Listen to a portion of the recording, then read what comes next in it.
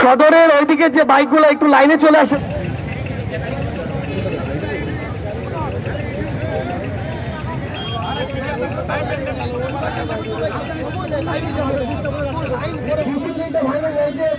ভাই আপনারা যারা সদরের এইদিকে ঢুকালে